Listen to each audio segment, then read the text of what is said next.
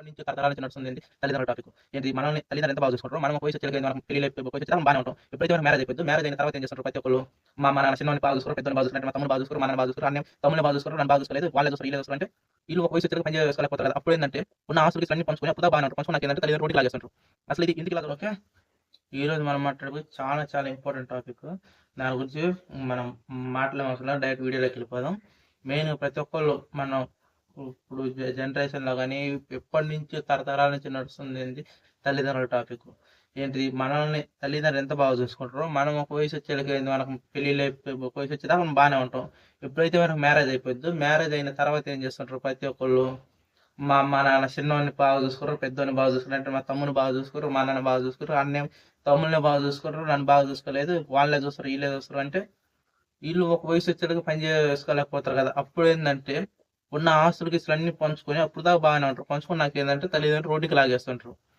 అసలు ఇది ఎందుకు ఇలా జరుగుతుందంటే మనకే అంటారు చూసిన క్లారిఫై లేని మైండ్ అనమాట. మనమేమో ఆలోచించుకోకుండా ప్రతిదానికి చిన్నదానికి పెద్దదానికి ఓవర్ రియాక్ట్ అయ్యి అది ఎలాగనేది ఇప్పుడు మన వీడియోలో ఫుల్గా క్లారిఫై చేసుకుందాం.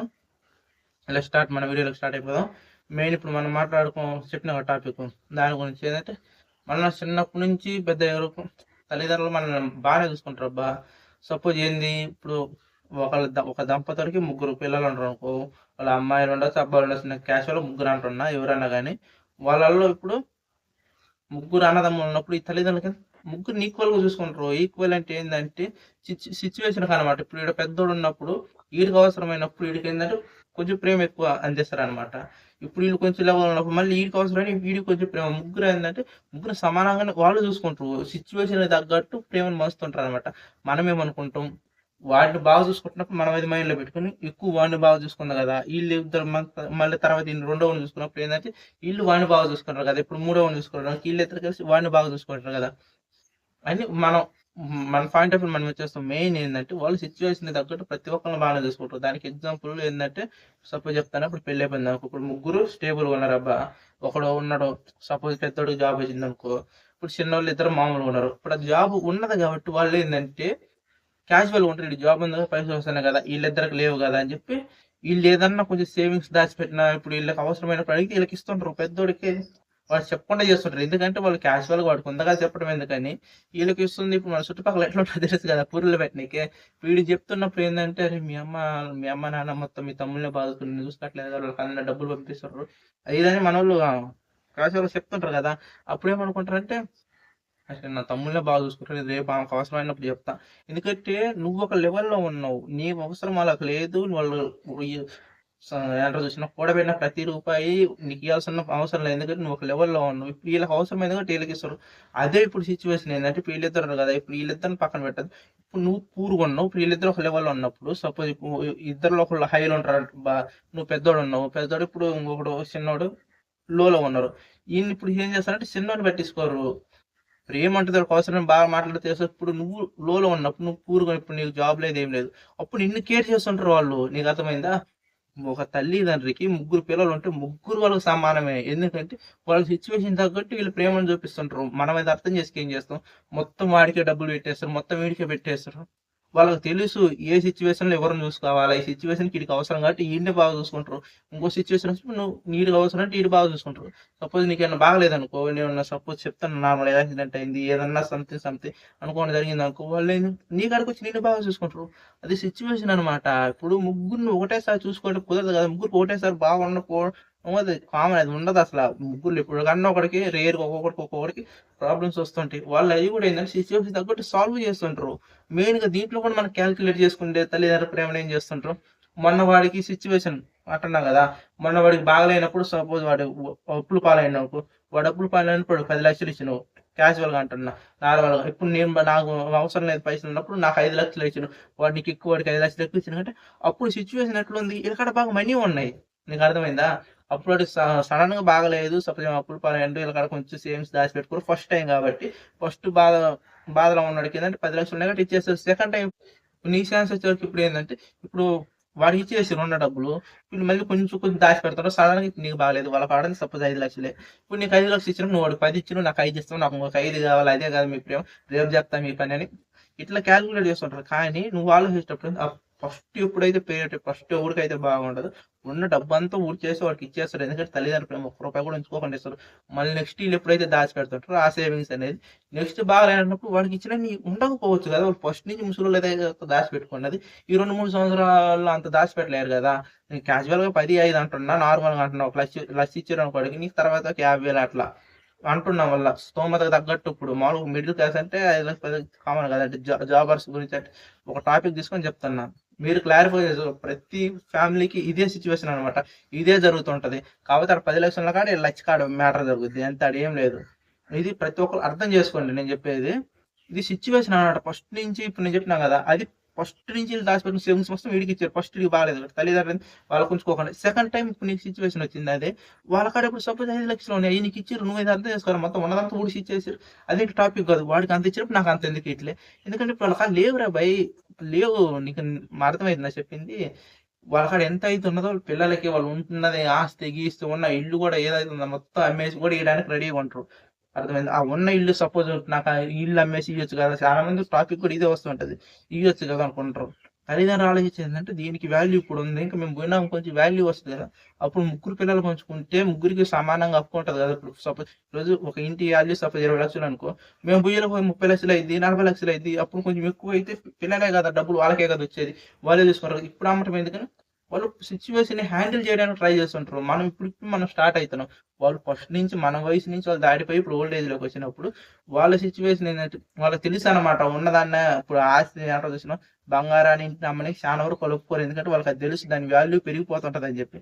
మనం అది అర్థం చేసుకోకుండా అది ఇది నాకు వడ్డీ కావాలి అది ఇది అంటారు. చాలా వరకు వడ్డీ అక్కడ ఇక్కడ అన్ని చాలా వాళ్ళ స్థాయి శక్తులు మొత్తం ట్రై చేసి మరి మనం తెచ్చేస్తుంటారు. తర్వాత విషయం తర్వాత నేను చెప్పడం ఏంటంటే ఈ వీడియోలో ప్రతి ఒక్కరి తల్లిదండ్రుల ప్రేమ అనేది ఎక్కడ ఉంటదంటే ముగ్గురు మీద సమానంగా ఉంటది. ప్రతిసారి ఏంటంటే ముగ్గురు ఒకటేలాగా ఉండరు. అర్థం మీద సిచ్యువేషన్ లో ఈ రోజు ఇప్పుడు ఒకడప్పు ఒక డౌన్, ఒకడప్పు ఒక డౌన్, ఒకడప్పు ఒక డౌన్ ఇట్లా పెరిగిపోతూ ఉంటారు కదా. ఆ సిచ్యువేషన్లకి అప్పు ఉన్నోడికి ఒకలాగా ఉంటుంది లవ్, డౌన్ ఉన్నోడికి ఒకలాగా ఉంటుంది. ఎందుకంటే డౌన్ ఉన్నోడికి ఇలా చెయ్యి అవసరం. ఇప్పుడు సపోజ్ వీళ్ళు ఏమైనా సేవింగ్స్ దాచిపెట్టుకుని వీళ్ళు చెయ్యి వాళ్ళకి ఇవ్వాలన్నమాట. నువ్వు అప్లో ఉన్నట్టు నీకు అవసరం లేదు. నువ్వు అది అర్థం చేసుకోకుండా ఎప్పుడు వాడికి వేస్తారు నాకు లేదంటే అది నీకు ఎప్పుడు అర్థమైంది. నేను ఏమంటున్నా అంటే సేవింగ్స్ దాచిపెట్టుకున్న తల్లిదండ్రులు ఇప్పుడు జాబ్ చేసిన వాళ్ళు, ఇప్పుడు వీళ్ళు ఉంటారు చూసినవా, జాబ్ చేసిన వాళ్ళు రిటైర్ అయ్యి ఉంటారు చూసిన వాళ్ళ గురించి చెప్తున్నా. మళ్ళీ చాలా మంది అంటారు నువ్వు ఇలా చెప్పినావు కదా, సపోజ్ మా అమ్మ నాన్న అసలు మాకు డబ్బులు వేయడం ఎవరికి ఏం చేయరంటే వాళ్ళు అసలు జాబ్ కదా, వాళ్ళు కూలి పని చేసుకున్నట్టు నార్మల్, అది వేరే సబ్జెక్ట్. వాళ్ళ పాపం వాళ్ళ డబ్బులే ఉండవు. వాళ్ళు కూడా ఎంతో కొంత వాళ్ళ సాయ శక్తులు ఉన్నప్పుడు చిన్న శతక పనులు చేసుకుని ఎంతో కొంత వాళ్ళు కూడా దాచిపెట్టుకుని చేస్తుంటారు. వాళ్ళకి అవసరం నాకు మా తల్లిదండ్రులు వీళ్ళు ఏమంటారు వాళ్ళని బాగా చూసుకుని వీళ్ళని బాగా చూసుకుని, ఇది సపరేట్గా ఇది వేరే సబ్జెక్ట్. నేను ఇప్పుడు మిడిల్ క్లాస్ చెప్పినా కదా. ఇప్పుడు మామూలుగా మనం ఇప్పుడు పేద ఫ్యామిలీ గురించి మాట్లాడుకుంది ఏంటంటే వీళ్ళు రెక్కల కష్టంతో పని చేసి మిమ్మల్ని చదివిచ్చి చేసారు. నువ్వు ఒక పెద్దోడి పోయి పెళ్లి చేసుకున్నావు సపోజ్ ఇప్పుడు నీకు పిల్లలు 2 రోజులు తర్వాత తీసి ఫస్ట్ ఇయర్లోనే ఇప్పుడు గొడవలు వచ్చేస్తాయి. పెళ్ళి 2-3 నెలలకే వాడిని బాగా చూసుకొని నేను బాగా చూసుకున్నా ఆటోమేటిక్గా వచ్చేస్తుంటాయి. ఇంత జరిగినా కూడా నువ్వేం చేస్తుంటావు, నువ్వు వాడిని బాగా చూసుకుని వీడిని బాగా చూసుకుని. ఇప్పుడు పేద ఫ్యామిలీ గురించి మాట్లాడుకుందాం. వాళ్ళు బాగా చూసుకున్నారు వీళ్ళు బాగా చూసుకున్నారు అని గొడవలు స్టార్ట్ అయితే మళ్ళీ ఎందుకు. ఇప్పుడు నిన్ను బాగా చూసుకోలేదు అనుకుందాము, నువ్వే ఇప్పుడు నీ చూసేది నీకే చెప్తాను, నిన్ను బాగా చూసుకోలేదు అనుకుందాము. నువ్వు ఇంత పెద్దగా ఎట్లా అయినావు. నువ్వు పుట్టగానే నువ్వు నడవగలుగుతావు. మినిమం ఇప్పుడు 6 నెలల దాకా ఎవరు నడవలేడు. మిరాకులు కొంతమంది 6 నెలలకు నడుస్తుంటారు, కొంతమంది 9 నెలలు నడుస్తుంటారు, కొంతమంది 3 సంవత్సరాలకు కూడా నడుస్తుంటారు. ఒక్కొక్కరికి మాటలు 3 సంవత్సరాలకు వస్తాయి, 6 నెలలకు కూడా వస్తాయి కామన్గా. నువ్వు అంత ఆ స్టేబుల్ నుంచి వచ్చేటప్పుడు నీకు మైండ్ పని చేయనీకే మినిమం 5 ఇయర్స్ పైన అవ్వాలా నీ గురించి నువ్వు ఆలోచించుకోవాలంటే. అంత స్థాయి నుంచి నిన్ను వాళ్ళు ఇంత పెద్దగా చేసినప్పుడు నిన్ను చూసుకోకుండా నువ్వు ఇంత పెద్దగా అయినవా. క్యాజువల్గా అంటున్నా. నేను ఇప్పుడు చెప్పినా కదా మిడిల్ క్లాస్ అని, అదే సిచ్యువేషన్ ఇక్కడ కూడా జరుగుతుంది మనీ గురించి. కానీ వాళ్ళు ప్రేమ అంటే చూసిన సిచ్యువేషన్ తగ్గట్టు ప్రేమలు ఇస్తుంటారు ముగ్గురికి ఈక్వల్గా. నేను ముగ్గురికి క్యాజువల్గా చెప్తున్నా, ఈక్వల్గా అందరికి ప్రేమలు సిచ్యువేషన్ తగ్గట్టే ఇస్తుంటారు. ఇది నువ్వు అర్థం చేసుకోవాలా. ఏమంటావు వాడినే బాగా చూసుకుని ఈయన బాగా చూసుకుని నువ్వు ఒక లెవెల్ ఉండటం నీ తప్పు కాదు, అది నీ అర్హత. వాళ్ళకి తెలుసు నువ్వు బాగుంటావు, వాళ్ళు ఇలా అవసరం నీకు ఉండదు అని వీళ్ళకి తెలుసు. నీ మీద అంత నమ్మకం వాళ్ళకి.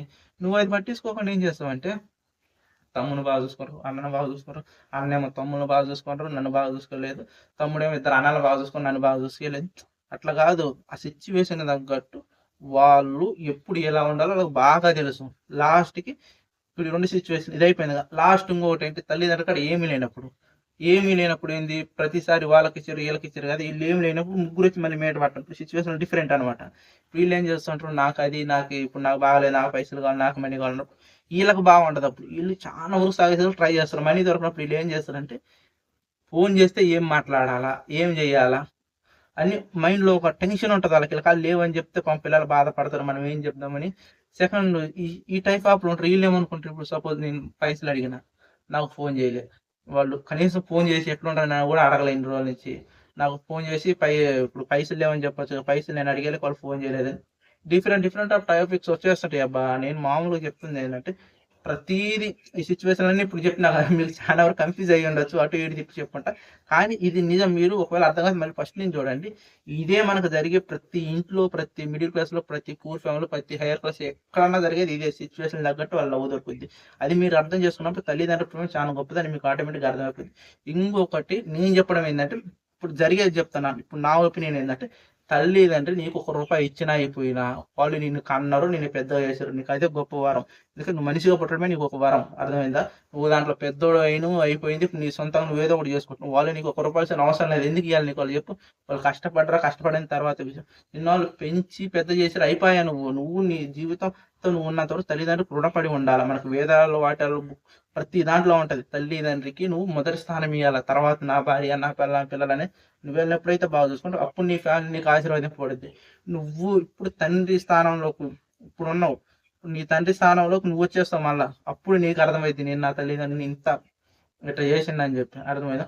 వాళ్ళు నీకు ఏమి చేయాల్సిన అవసరం లేదు. ఏమి చేయకపోయినా నువ్వు వాళ్ళకి ఏదో ఒకటి చేయాలా. అదే నీ ధర్మం అంటారు చూసిన వాళ్ళు పుత్రో అంటారు. అబ్బా నాకు నోరు తిరగట్లేదు, మైండ్లో ఉంది కానీ కొంచెం నోరు తిరగట్లేదు. అది నువ్వు కొడుకుగా నువ్వు చేయాల్సింది నువ్వు నీ తండ్రికి 100% చెయ్యబ్బా. నువ్వు వాళ్ళు నిన్ను పెంచారు, పెద్ద చేశారు, వాళ్ళు నీకు ఏమి ఇవ్వాల్సిన అవసరం. ఇది నా పాయింట్ ఆఫ్ బ్రెయిన్తో నేను చెప్తున్నా. అర్థమైందిగా? మీరు కూడా ఆలోచించుకోండి.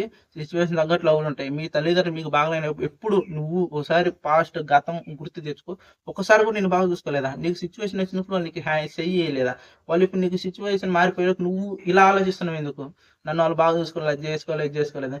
నువ్వు ఆలోచించేటప్పుడు ఏంటంటే ఒకప్పుడు వాళ్ళ పాయింట్ ఆఫ్ ఆలోచించి వాళ్ళు ఎంత బాధలో ఉన్నారు ఏంటి అని.